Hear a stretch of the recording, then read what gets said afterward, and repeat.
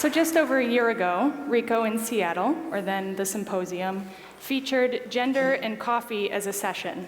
And we heard from 3 different presenters. We heard from a well-respected and renowned gender advisor for a global NGO.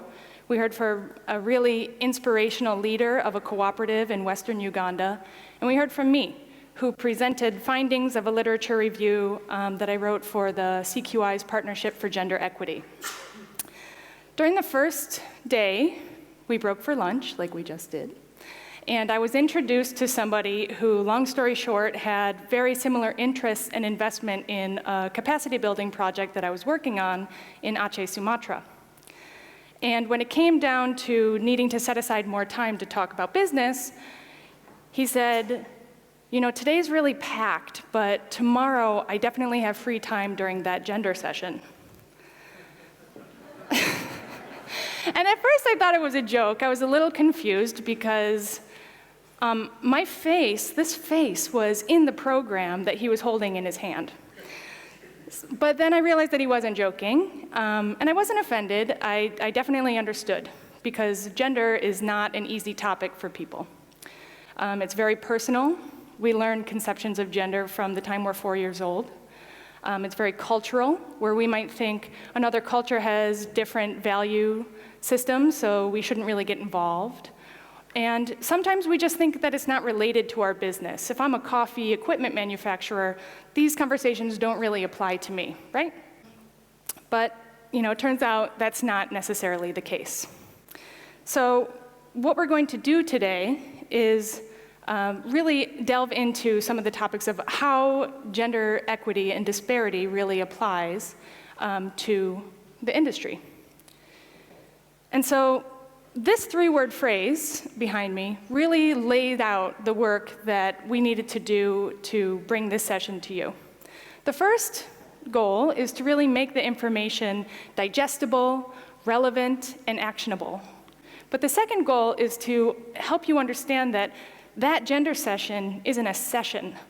All of these concepts can be woven throughout all of the conversations that we've already been having. I could think of a number of times where during the debate we could have brought up the difference between men and women's access to resources at the smallholder level and how that impacts scale.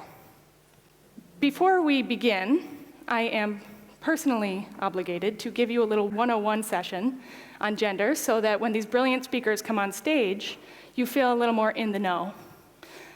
So first, when we talk about gender, we are not talking about women.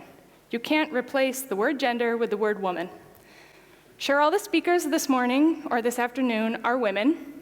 They identify as women, and they will be speaking about things from their perspective as a woman.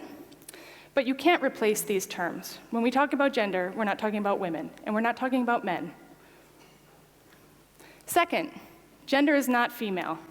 Raise your hand if you know the difference between woman and female and man and male. A few. Male and female are physiological sexes. Gender is an identity, a performance, or certain cultural constraints that we place onto those our physiological sex, right? So they're ways that we need to operate within a society, right? They're called norms. And it kind of dictates in certain societies what you can do, where you can be physically. Can a woman be part of a training that includes men, for instance, in certain societies? No. Sometimes yes. What can you own? What can you gain access to? And so when we talk about the difference between men and women in coffee-producing societies, in upstream or downstream aspects of our value chain in our retail sector, in coffee equipment manufacturing production areas, how you deliver resources, what you can access, what you can do, how you can benefit from those resources. If there's a difference, that's called gender disparity. And it exists in probably all of our businesses. And now that I told you that it exists, I also have to tell you that doing nothing about it is only going to reinforce its existence. And doing something about it doesn't have to mean that you're implementing a huge project. It just means you have to be more aware that it exists. And that can be something that's easy to do as long as you have the willingness and openness to think about it. And so that's the Gender 101, but let's move to Gender 201. So when you think about improving or even being mindful of this disparity, we have to really consider that gender is not just an indicator. It's not a box that you check. I mean, let me say it again, gender is an indicator, and it's something that we use. It's something that we can build off of, but we can't just take it at face value and move on. We really have to understand the systems that create that disparity behind, what is it that we're doing, what can we do better?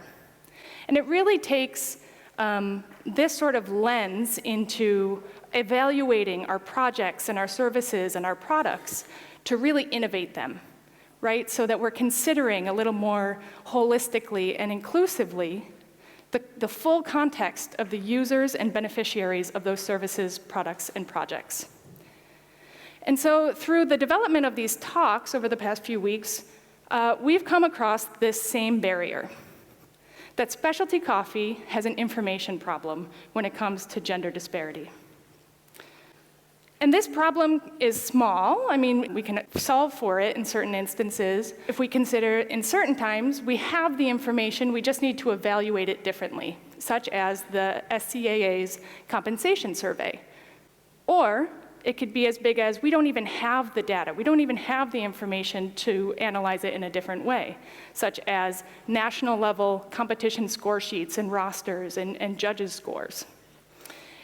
And sometimes we use information really inappropriately, where we're saying premiums are being passed down to our smallholder farmers and quality of life equals premiums equals quality of life, right? So there's this continued misuse of information. And so that's what we're going to talk about today. So I want you to think about how all of these concepts and these personal stories relate to your businesses and relate to the kind of industry that you want to participate in. How can we innovate? How can we create a diverse pool of leadership in our industry that is more wholly inclusive of the perspectives that are not currently here? Thanks.